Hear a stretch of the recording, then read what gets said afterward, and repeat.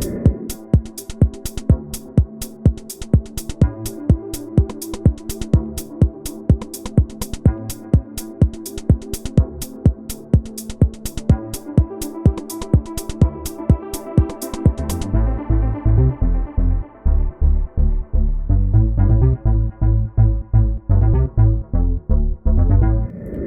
new documentary series emerged this week that shed light and exposed things that went on set of popular children's TV shows, specifically in the 90s and early 2000s, on networks like Nickelodeon.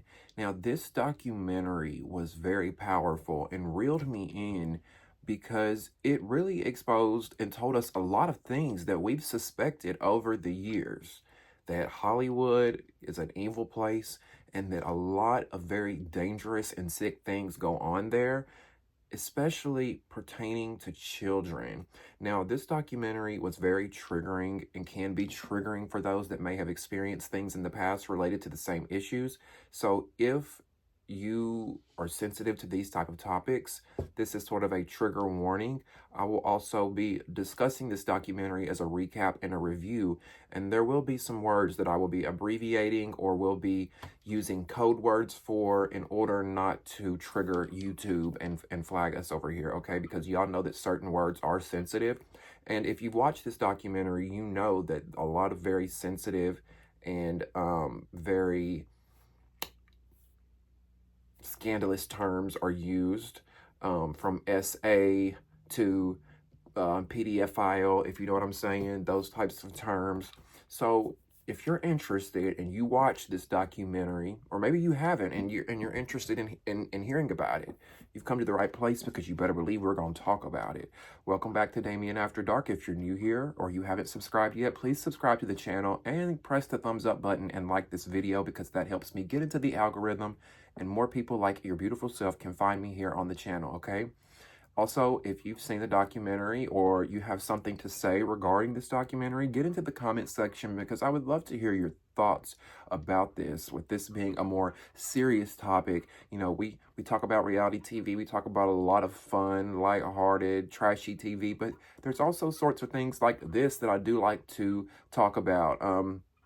And I think this is no longer a conspiracy. You know, this is people coming out who have, in fact, been on these sets as children with experience working with these producers and these big networks, and they're telling their stories. And I'm very interested in it, and I like talking about it. So hopefully you guys will enjoy this content as well. If you would like to donate to the Damien After Dark movement, in the description box below will be ways that you can donate using PayPal, Cash App, Venmo, and Zelle. My Amazon wish list is also there. If you leave a super chat, please do be mindful that YouTube does take 50% of the money that you guys donate and tip to us content creators, all right? So let's get into this documentary, okay? Usually I drink water, but I'm on my sun drop kick today. So far, this is a 4-part documentary series. Now, I think there's a 5th part, because what I'm looking at here on the computer, there says that there's a part 5, an episode 5, that airs April 7th, titled Breaking the Silence. But so far, there's been 4 parts that we've seen, right? And particularly, this documentary goes into the expose of Nickelodeon, the network Nickelodeon. Now, you know, there's always been a lot of talk. There's always been conspiracies or rumors that there's a dark side to Hollywood, specifically children's television and, you know, PDF files and those type of things. So, you know, people suspect things with Disney and all these other networks, but nobody's really came out and said anything. You know, a lot of our favorite child actors that we see, from the Lindsay Lohans and the Britney Spears and all these people we saw grow up as children in the spotlight, all of them had one thing in common. And that one thing in common that a lot of them had were troubled teen years and troubled adulthood from addiction issues, right? Drinking, alcohol abuse, substance abuse, going off the deep end. So many issues that these child stars, these child celebs have. And it's one thing they've all shared in common. And it's like, what's causing this? Where does this come from? And a lot of us has speculated over the years and heard rumors over the years that a lot of this trauma and a lot of this excuse me, these addiction issues and whatnot stem from things that these child actors faced on set, allegedly, from producers, from other cast members, from whomever it may be behind the scenes. And this documentary particularly goes into exposing Nickelodeon. Now, what happened, I heard an interview from the producers of this documentary, and they said what made them want to deep dive into this is that over the years, a lot of social media content creators out here have noticed things and just kind of exposed things over the years, posted clips on TikTok here and there. And these producers, they saw it and they, it kind of raised a red flag with them of like, let's look into this. They looked into it. They found a lot of these child stars back in the Nickelodeon era of the 90s and the early 2000s. They interviewed them. They told their stories. And wow, was it powerful? Did we learn a lot or what, right? We learned so much that went on, and I'm appalled that Nickelodeon as a network allowed, I'm shocked and stunned that they allowed this much stuff to go on and happen for so long. This has been going on for 20, 30, almost 30 years, right? Now,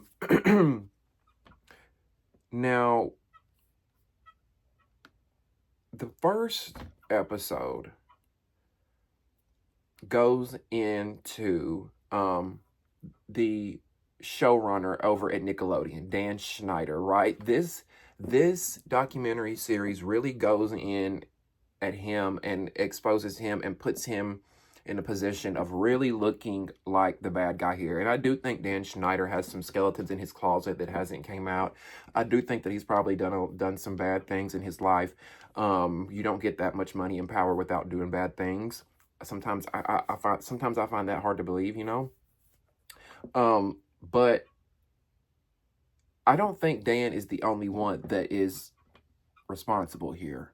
I think there's a lot of people that play, because I watched an interview with Dan where he's trying to do damage control, Dan Schneider, and he's trying to clean up this whole documentary and tell his side of the story and apologize, right? And one of the things that he said, which is very true, is that the documentary presented it as if Dan Schneider had all the power and he was able to write the scripts and approve it right away and it go on TV, when in fact there are higher ups, his boss and then his boss's boss and then his boss's boss. It has to go through all those people and be approved, these scripts, because that's one of the things they talked about in this documentary, were the content that was being shown to children on a children's television show and network like Nickelodeon was questionable, right?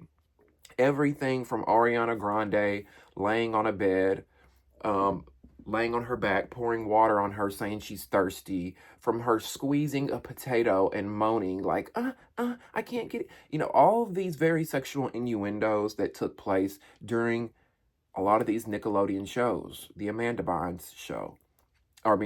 Show, all that. iCarly, Victorious, Zoe 101, all these shows that I don't know about you guys. I don't know if any of you are 90s babies or late 80s babies.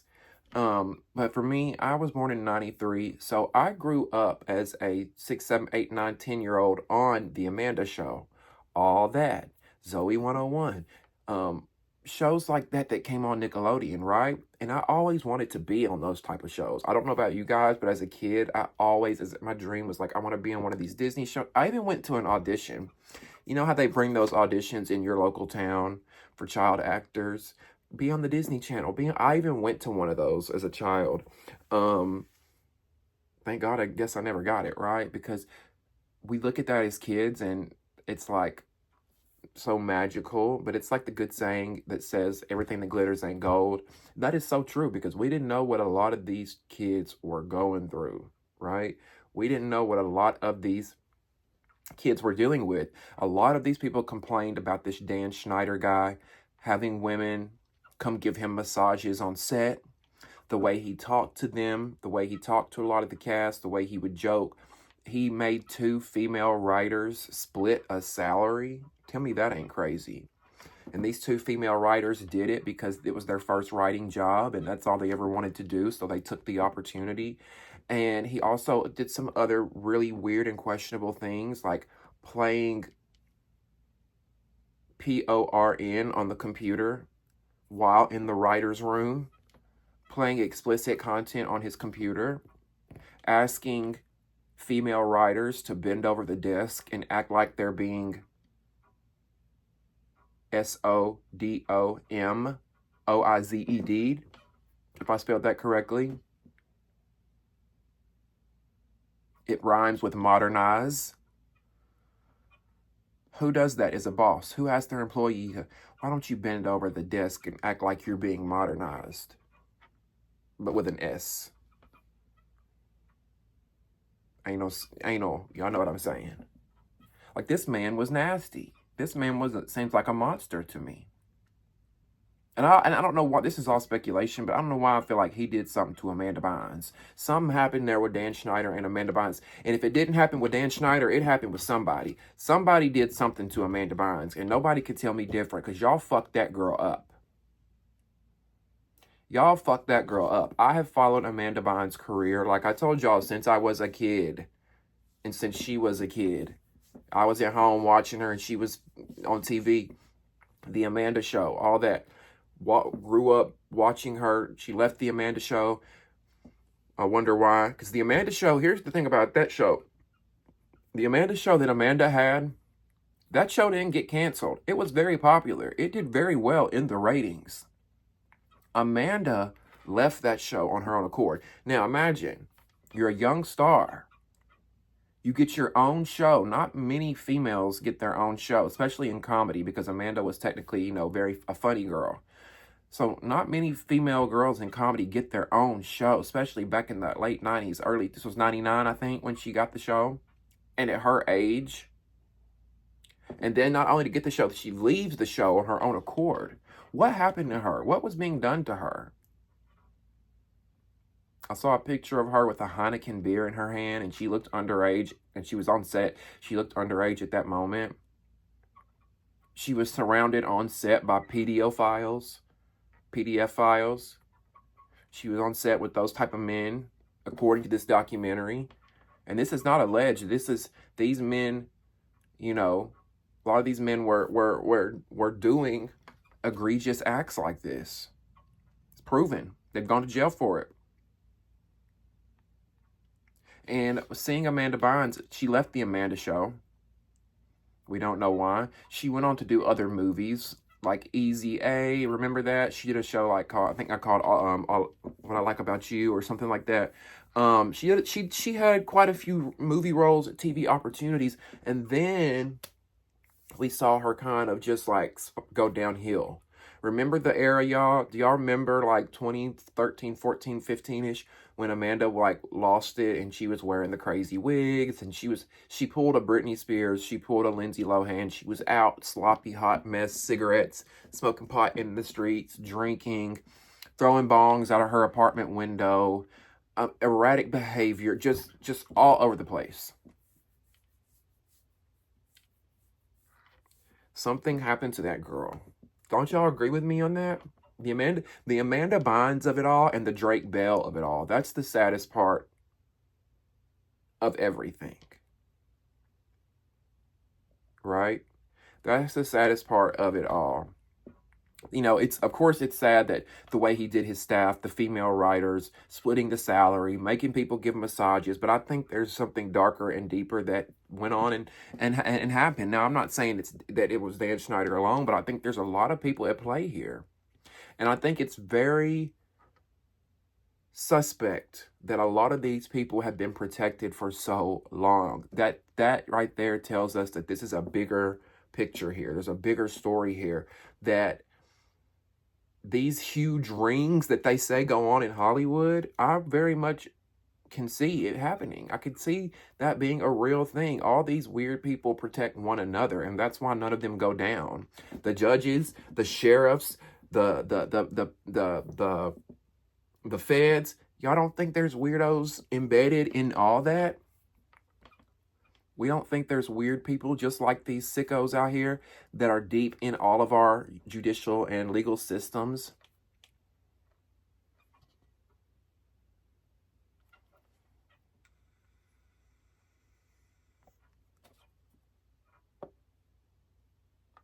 We all know one Jeanette McCurdy. They talked about Jeanette McCurdy a little bit. She was the actress from iCarly. She played, I think, Sam on iCarly, the blonde girl. You know, Sam or Jeanette McCurdy, she wrote a book. And she talks a lot about Dan Schneider in the book. Well, we say it's Dan Schneider, but she calls him the creator. Who else would you call the creator when he created all these shows, especially the one that's Jeanette McCurdy was on? And she talks a lot about, you know, this man in her book and what a horrible human being he was. And now Dan Schneider is coming out and he's done this interview trying to do damage control. Can y'all want to, should I play a little bit of that? Because Dan is trying to do a little bit of damage control, and he's saying, you know, he's admitting that he had people give him massages on set. He's admitting that he was rude and ugly and did some messed up things. Now, I do think it's good that at least he's taking a little bit of accountability there, but I do think there's something deeper and more there. Let's take a look at this interview that he did with the Hollywood Reporter. Now, this interview that he did with the Hollywood Reporter, I just want to say is very biased because, number one, they had someone interviewing him that had worked with him on a show. They had someone interviewing him who was an actor on one of his shows. To me, that's not investigative, unbiased journalism. That's someone who's going to kind of give you a little bit, but not give it to you like you need to be given to. Anyway, let's play a little bit of what this Dan Schneider guy, who created all these Nickelodeon shows, who was alleged to have created this hostile, toxic work environment, and who was alleged to have done all these weird, creepy things. This is what he's having to say, okay? Glad you're here because I believe this is important. For sure. We've got a lot of things to unpack. But before I dive into my list of topics that I'd like to discuss, is there anything you'd like to start off with? Absolutely. Watching over the past 2 nights was very difficult. Me facing my past behaviors, some of which are embarrassing and that I regret. And I definitely owe some people a pretty strong apology. Let's talk about the massages. Okay. Watching the content yesterday, it was disturbing. It was wrong. It was wrong that I ever put anybody in that position. It was the wrong thing to do. I'd never do it today. I'm embarrassed that I did it then. I apologize to anybody that I ever put in that situation. And even additionally, I apologize to the people who were walking around Video Village or wherever they happened, because there were lots of people there who witnessed it who also may have felt uncomfortable. So I owe them an apology as well. Yeah. Dan, talk to me about the writer's room. From what I saw, not cool. No, and I don't mean to cut you off, but if I can cut right to the chase, let me just say, no writer should ever feel uncomfortable in any writer's room, ever, period, the end, no excuses. Most TV writers, comedy writers have been in writers' rooms and they are aware that a lot of times there are inappropriate jokes made and inappropriate topics come up. But the fact that I participated in that, especially when I was leading the room, it embarrasses me. I shouldn't have done it. And I can tell you why it hurts really bad for me. I remember very clearly my early experiences, my first experiences in the entertainment business. I was green, I was scared, I was excited. It meant the world to me that I was getting those opportunities. And I went in and I got lucky because they were great. My first couple of experiences were fantastic. And the fact that I didn't pay that forward to every employee that walked through my door, it hurts my heart because I should have. And I wish I could go back and fix that. In the writer's room, there's no doubt that sometimes those jokes went beyond the pale and I said things that went too far or made practical jokes that went too far. And that was wrong. And that was because, I was an inexperienced producer. I was immature. Wouldn't happen today. But I'm just really sorry it happened. Yeah. Now, we know you've had a lot of success over 2 decades. Thousands of people have worked with you, for you. Okay. Let's speak directly to the people who did not have a good experience with you. Okay, I would like to speak to those people because I hate that anybody worked for me and didn't have a good time. You know me, you've been on my sets. Look, I've had some employees that have worked for me for 10 years, some more than 20 years, who would work with me again, but not everybody. There's still a significant number that didn't have a great time working for me, so my batting average isn't nearly high enough in that area. And the way they wouldn't get the best of me is that I would let the pressure of doing 40 or even more episodes per year, I would let that pressure get to me, which a good boss should never, ever do. Was there specific things that you were doing? Sure. I would snap at people sometimes. I would be snarky when I could have given them a nicer answer. I would not give people the time that they needed. I would be in too big a hurry to get on to the next thing I had to do. And watching that show, it made me, there were so many times I wanted to pick up a phone and call some of those people and say, I'm so sorry and let's talk about it. And I wish you'd had a better time and I wish I could have shown you a better experience. Yeah.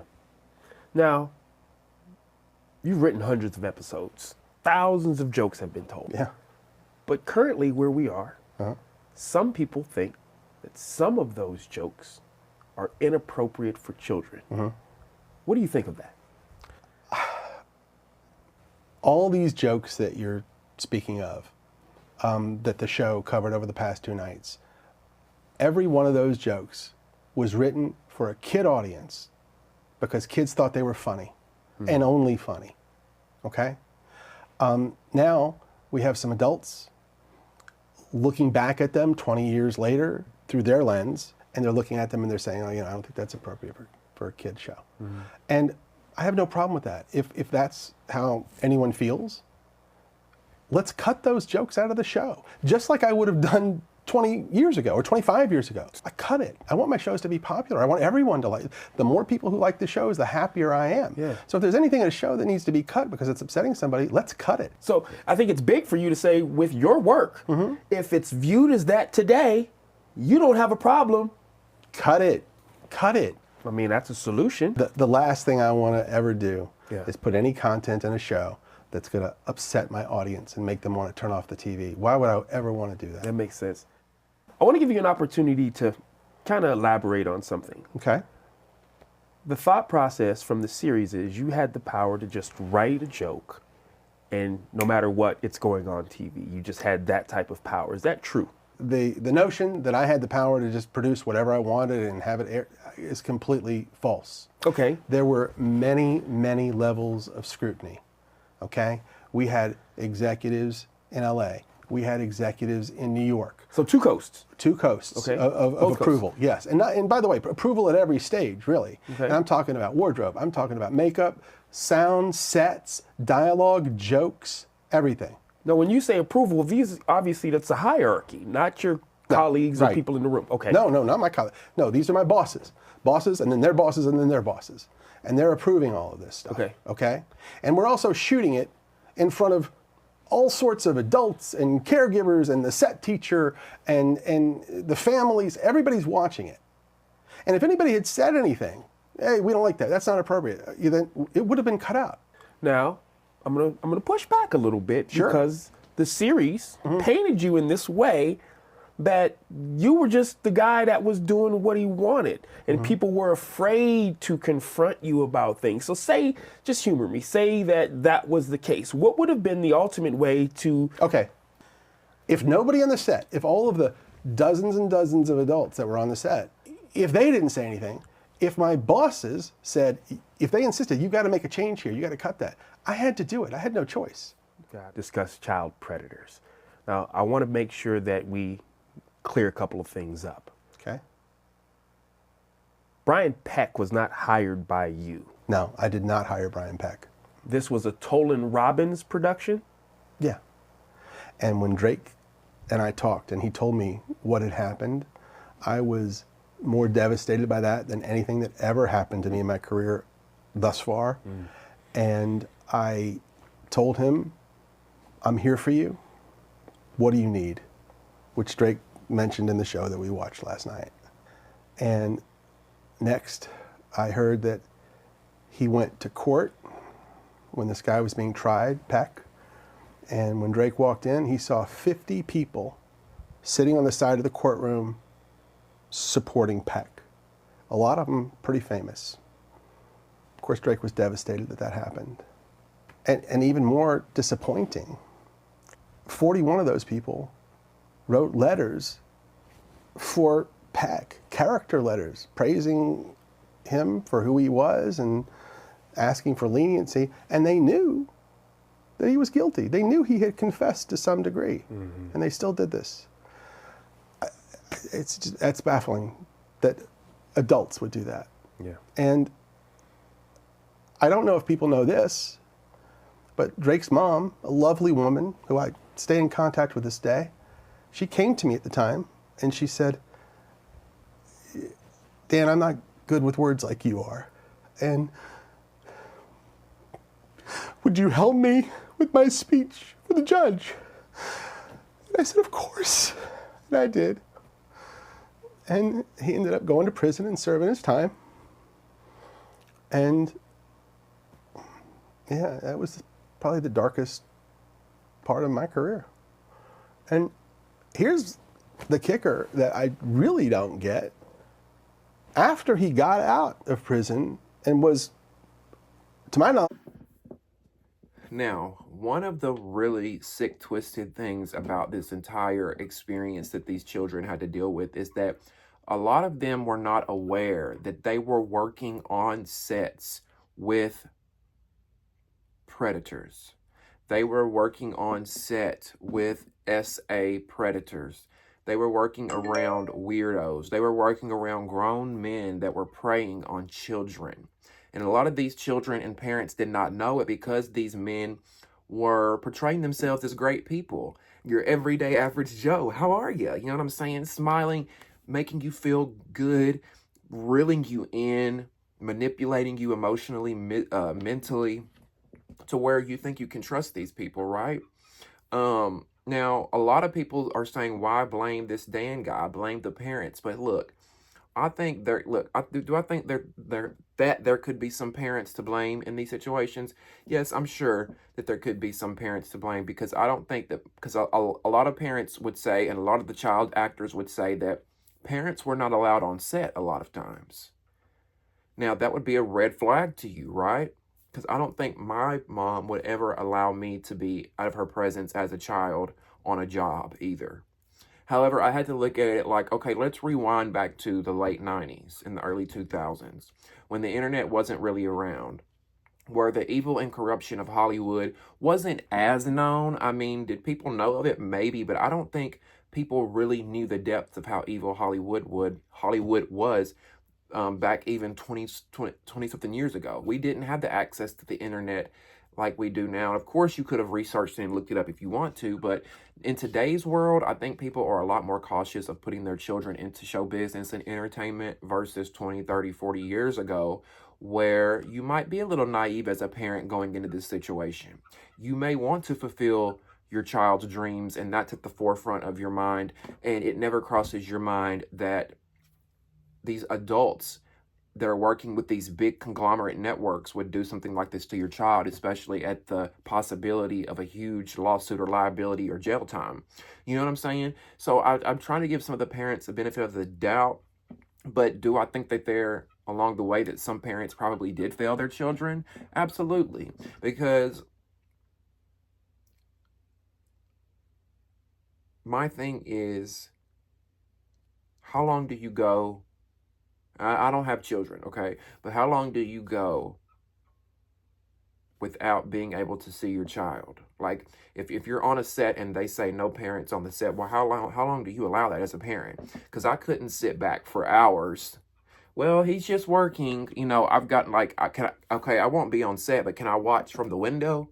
You know what I mean? I don't know. It's just a very tricky situation. And we got to hear the horrible story of Drake Bell. You guys know Drake Bell from Drake and Josh. I told you Amanda Bynes and Drake Bell to me are the most sad stories. And I feel like Amanda's story hasn't been told, but Drake Bell was on the documentary to tell his story. And you know, I told you guys there were multiple predators on these Nickelodeon shows working on these sets. One of these predators that were on the set eventually got arrested and later went on and was hired by Disney and worked on The Sweet Life of Zack and Cody. This same predator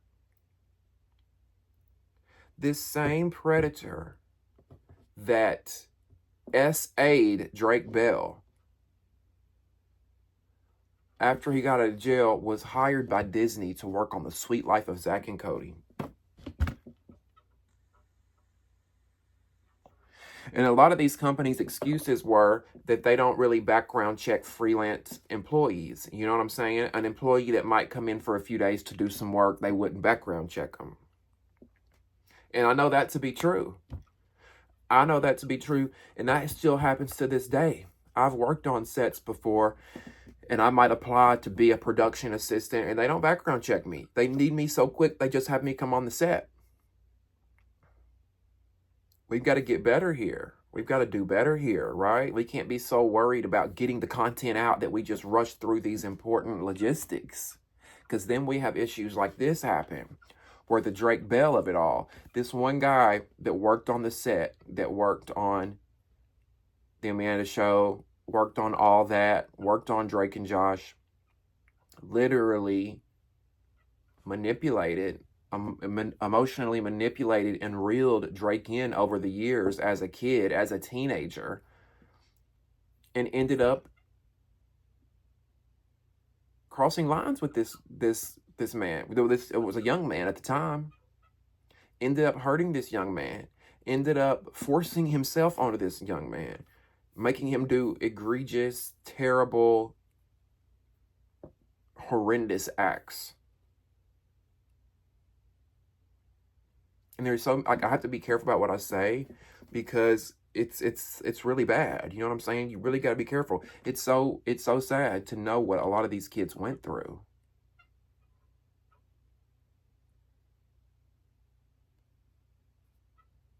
And remember, I think if you've watched my channel for a while, you probably heard me say that. I told y'all that 2024 was going to be a year of a reckoning, and a lot of stuff was going to come out. And I think this is just the tip of the iceberg. I really do. I really, really do. I think there's a lot of stuff that probably happened over at the Disney Channel.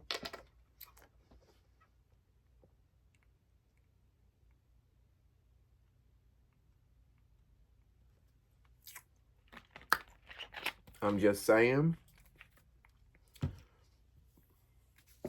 I think a lot of stuff probably went on over there at the Disney Channel. I think there's probably a lot of weirdos and sickos working within this Hollywood industry. I think there's a lot more children, a lot more adults that were once children, child actors that have stories to tell. And I think it's only a matter of time with these people coming out that worked on these Nickelodeon shows, that they're giving courage to other people that worked as child actors to come out and tell their stories. Right? And I think what's crazy and what's very telling about a lot of this is this one particular PDF file.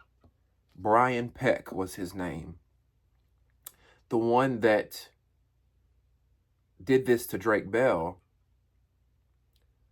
when he went to court for this, when he went to court for what he did to Drake Bell, Drake said that him and his mom and his brother were the only ones, or maybe even his sister. Anyway, Drake said his small family were the only ones on his side of the courtroom. And on the other side of the courtroom was about 40 people that worked in the industry. Some of them famous, some of them producers, some of them that worked on these shows, in support of a man who's done something so terrible to what was a 15-year-old boy. If that's not telling, if that doesn't show that there is an underbelly of Hollywood that is infested with sick, weird people that prey on children, I don't know what else does. Tons of people wrote letters of support for this man that did this to Drake Bell.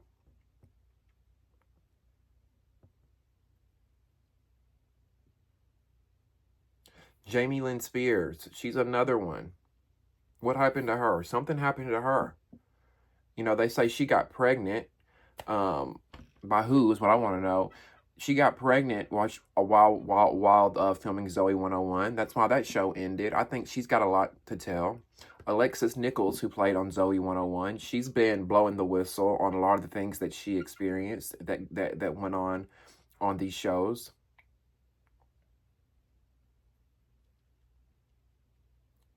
I think Nick Cannon. I think there's some things that Nick Cannon knows. Not that he's done, but that he's probably experienced. Keenan and Kel, do y'all have anything to say? And listen, I'm not one to try to tell anybody's story that's not ready to. But I do think that there's a lot out here that we are about to find out.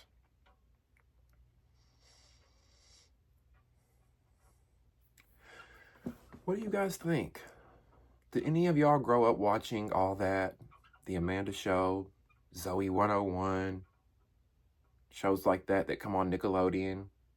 Were you enamored by those shows and wanted to be a Disney star or a Nickelodeon star? Are you shocked by what a lot of these former child stars are saying?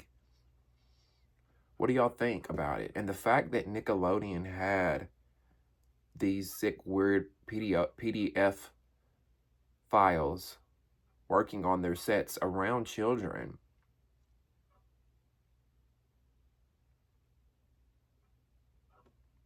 It's scary, right? Have y'all watched this documentary? And for those that are wondering, it's called Quiet on Set: The Dark Side of Kids TV. It's 4 episodes so far. I think a 5th episode is coming soon. Very interesting. Really goes deep and does a good job of going deep of what these children and kids experienced growing up in the limelight, growing up doing children's television. And one of the things that I've saw some of these child stars say that I think is a great idea that they don't have is that there needs to be therapists on these sets. There needs to be therapists. The children's parents need to be present 24/7. I understand you don't want the parent on the set, but I think the parent should be able to step behind the camera, arms crossed like this, behind the camera, and watch everything that goes on. The rehearsals, the filming. The parent should be able to do that. There should be a therapist on set there, ready at all times. We need to put safeguards in place to make sure that things like this don't happen, because kids' TV is still going on. There are still kids that are going to work just like adults do and filming these shows, and these companies are just raking in the cash at the expense of children's mental health, children's well-being, physical well-being, emotional well-being, mental well-being, physical well-being. So many things are at stake here that I think a lot of these Hollywood companies, networks need to put in place, not only to protect these children, but to protect themselves. Because Nickelodeon, you as a network, Nickelodeon, that was once known as up there with Disney for creating, this